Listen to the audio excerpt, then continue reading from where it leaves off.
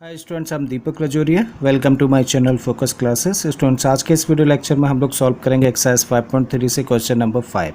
इसमें दिया है हम लोगों को the first term of an AP is 5। तो एक एपी का जो फर्स्ट टर्म है वो कितना है, 5 है।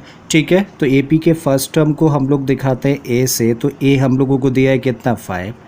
द लास्ट टर्म इज़ 45 और उसी एपी का जो लास्ट टर्म है वो कितना है, 45 दिया हुआ है। तो लास्ट टर्म को हम लोग दिखाते हैं एल से। अब अगर हम लोग एपी में ये मान लें कि एपी में एन टर्म्स हैं, ठीक है, तो nth टर्म ही क्या होगा, एपी का लास्ट टर्म होगा, यानी कि लास्ट टर्म ही क्या होगा, nth टर्म, ऐसा भी कह सकते हैं। और इसकी वैल्यू कितनी दे रखी है, 45। सो ए एन अब हम लोगों के पास में कितना है, 45। अब क्योंकि हम लोगों ने मान लिया है कि एपी में कितने टर्म्स हैं, एन टर्म्स हैं, तो यहाँ पे फिर हम लोगों को बोला है एंड द सम इज़ 400। तो ये 400 जो सम दिया है किसका दिया है, एपी के एन टर्म्स का सम है। इसका मतलब इसको हम लोग दिखा सकते हैं एस एन से। तो एस एन इक्वल टू कितना हो गया, 400। अब क्या करना है हम लोगों को, बोला है क्वेश्चन में find the number of terms. Number of terms का मतलब एन की वैल्यू फाइंड करनी है एंड द कॉमन डिफरेंस, और क्या फाइंड करना है, कॉमन डिफरेंस यानी कि डी। तो ये दो चीज़ें हम लोगों को फाइंड करनी है। और क्वेश्चन में दिया क्या है हम लोगों को, एपी का फर्स्ट टर्म दे रखा है, एपी का nth टर्म दे रखा है और एस एन की वैल्यू दे रखी है। अब क्वेश्चन को जो आगे हम लोग बढ़ा रहे हैं वो कहाँ से, एस एन से। ठीक है, तो एक बार लिखते हैं जरा ये क्या दिया है हम लोगों को। सो एस एन इक्वल टू 400। अब हम लोग एस एन को क्या लिख सकते हैं, एक्सपेंड करके।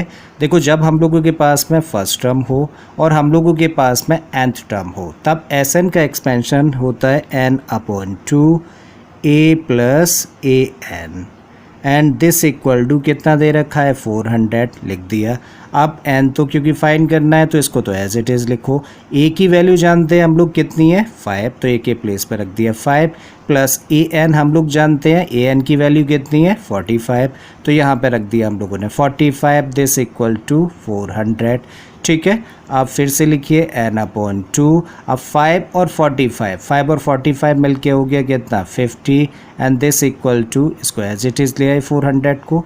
अब देखिए 2 से इसको कैंसिल कर दिया तो कितने टाइम्स कट गया, 25 का मल्टीप्लाई n में किया तो ये हो गया 25। n equal to 400। हमें निकालना क्या है, n, तो इस 25 को भी ट्रांसपोज कर दें और तब लिख सकते हैं n इक्वल टू 400।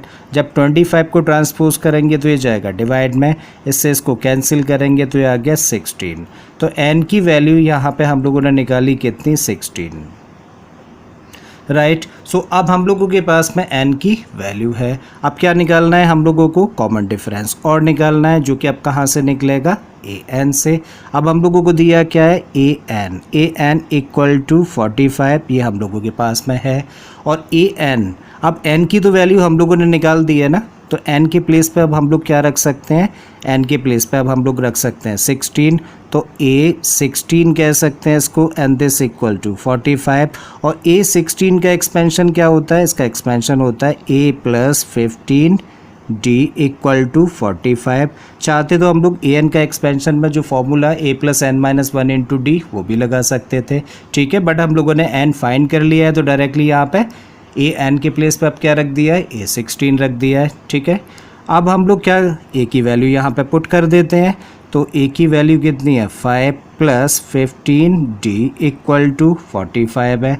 हमें d चाहिए जो कि इस टर्म में है, तो सबसे पहले क्या करें, इस 5 को ट्रांसपोज कर दें। तो 15 d इक्वल टू कितना हो गया, 45, और 5 को ट्रांसपोज किया है तो ये माइनस में आएगा।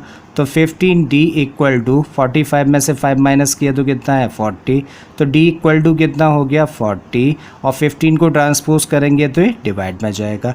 5 से कैंसिल कर दीजिए, 5 से 48 टाइम्स और 5 से 15 3 टाइम्स। तो d की वैल्यू यहाँ से हम लोगों ने निकाली कितनी, 8/3, करेक्ट।